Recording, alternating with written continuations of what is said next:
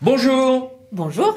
et bienvenue pour une nouvelle vidéo du cabinet de Associés. On va regarder ensemble comment en commande publique intégrer réparabilité et durée de vie. Alors, le meilleur achat, en termes environnementaux toujours, reste la commande énergivore qu'on décide de ne pas faire pour cause d'inutilité après réflexion. Bien sûr. Et puis le deuxième meilleur achat, c'est celui qui, au lieu de séparer performance technique environnementale et le coût, avec un critère prix qui peut en réalité glisser vers du low cost, plus de plastique, de moins d'éléments environnementaux, celui qui va réunir les deux, c'est-à-dire durée de vie du bien et sa réparabilité prise en compte. Ainsi aura-t-on un vrai coût et surtout peut-on sortir du low cost, parce que le low cost à la fin, c'est coûteux financièrement et environnementalement, puisque le bien est créé trop souvent, coût environnemental, et avec une durée de vie courte, renouvelé trop souvent, coût financier. De telles évidences font consensus, sauf que dès qu'on veut traduire cela en réalité dans la commande publique, eh bien, la première surconsommation, c'est celle des cachets d'aspirine, parce que c'est un peu compliqué. Certes, le code nous aide-t-il à au moins considérer que telle est la voie à suivre. De la faculté qui était avant à l'article 6 du Code des marchés publics, on a glissé d'ailleurs vers une obligation en la matière avec une échéance à 2026. Alors, l'article 35 de la loi Climat et Résilience du 22 août 2021 impose en effet qu'à cette date, les spécifications techniques devront obligatoirement prendre en compte des objectifs de développement durable, notamment dans leur dimension environnementale. Article L2111-2 du Code de la commande publique.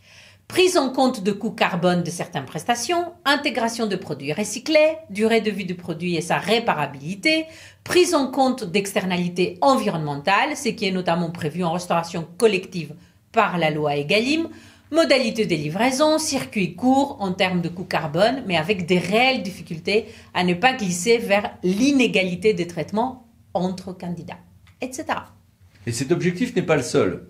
Et là, ce qui prévaut, c'est la méconnaissance, parce que on a l'article également 55 de la loi AGEC, la 2020-105, et qui n'est pas codifié, donc pas toujours bien connu, et qui commence par nous dire, qui nous dit plusieurs choses. Un, avec une échéance 2021, donc dépassée, les services de l'État et les collectivités, lors de leurs achats publics, et dès que cela est possible, donc le juge pourra contrôler cette éventuelle possibilité ou impossibilité, réduire, verbe donc un brin flou, la consommation de plastique à usage unique, la production de déchets, et privilégier les biens issus du réemploi ou qui intègrent les matières recyclées en prévoyant des clauses et des critères utiles dans les cahiers des charges. Donc vous le voyez, des objectifs quand c'est possible, réduction, favoriser. Donc si on en fait un petit peu, ça peut suffire, d'accord? Mais ce qui pourra aisément être contrôlé par le juge, c'est que ça soit bien matérialisé par des clauses et des critères dans les cahiers des charges.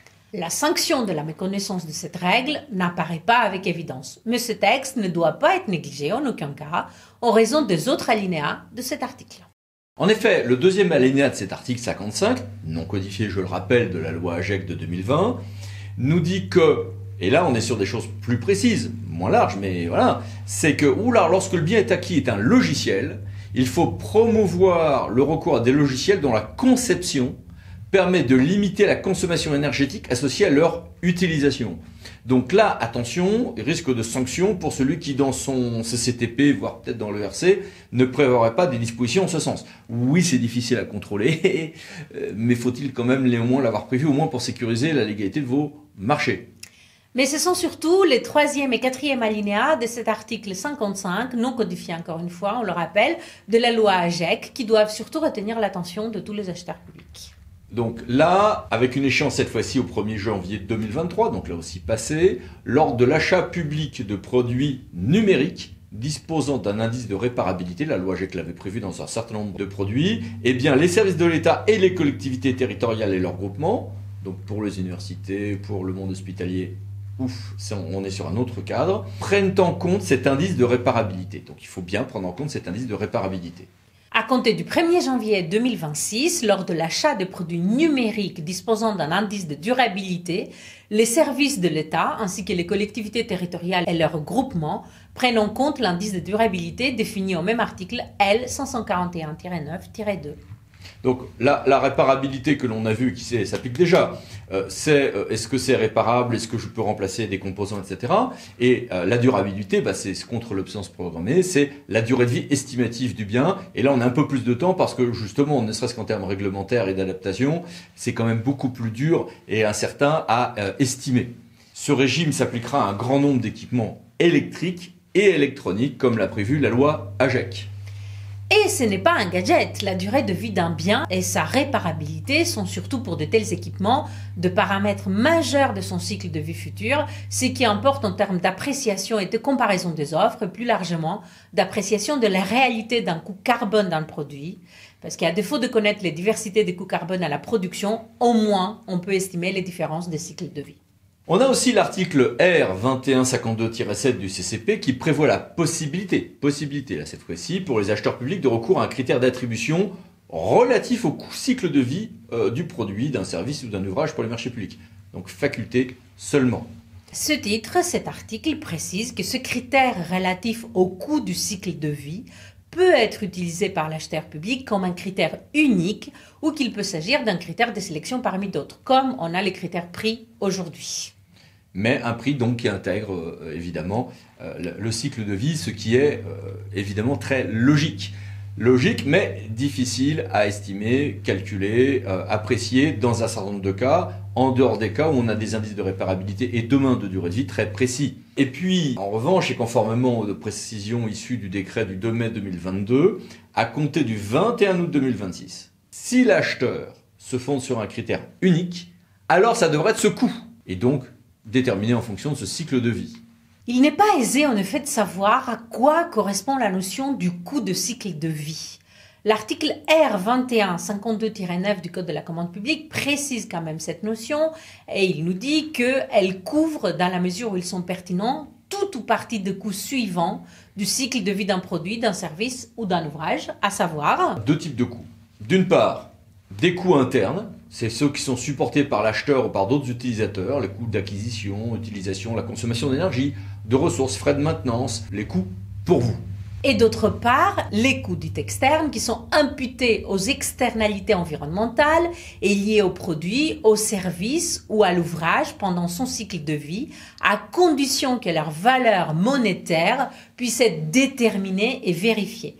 Ces coûts peuvent inclure le coût des émissions de gaz à effet de serre et d'autres émissions polluantes, d'autres coûts d'atténuation du changement climatique, par exemple. L'atténuation du changement climatique pouvant être clairement des mesures de compensation. Donc, l'article L 2113-2 du CCP nous dit bien que le cycle de vie, c'est l'ensemble des étapes successives ou interdépendantes, y compris la recherche et le développement, à réaliser la production, commercialisation, consommation, transport, utilisation, maintenance, tout au long de la vie du produit, de l'ouvrage ou du service. Donc de l'acquisition des matières premières qui seront utiles pour le produire, jusqu'à, en bout de course, son élimination, remise en état, fin d'utilisation du produit.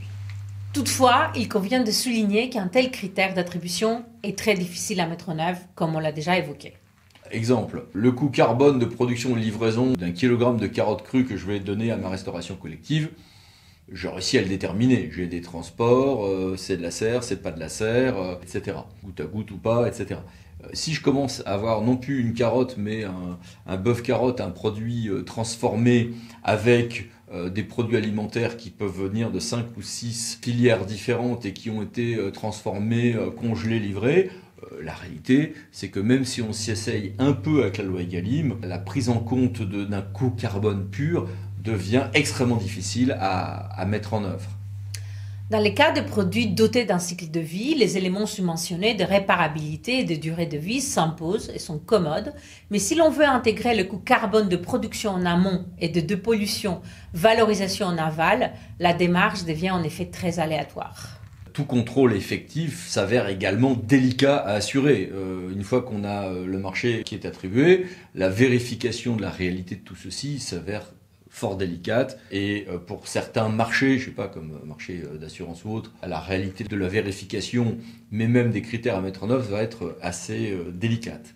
Mais, comme vous le savez très bien, il faudra que les acheteurs soient transparents sur ce sujet, en raison bien sûr des exigences de l'article R2152-10 du Code de la commande publique et des principes généraux qui gèrent la commande publique.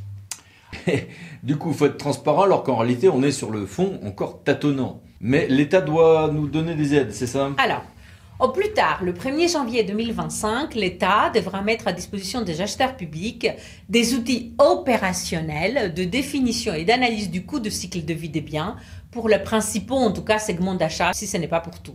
Ces outils intègrent le coût global lié notamment à l'acquisition, à l'utilisation, à la maintenance et à la fin de vie de ces biens, que lorsque c'est pertinent, le coût externe supporté par l'ensemble de la société, tels que la pollution atmosphérique, les émissions de gaz à effet de serre, la perte de la biodiversité ou la déforestation. C'est l'article 36 de la loi Climat et Résilience. Eh ben, bon courage, hein. Et puis à bientôt pour d'autres vidéos du cabinet de associés. À bientôt! Merci, au revoir.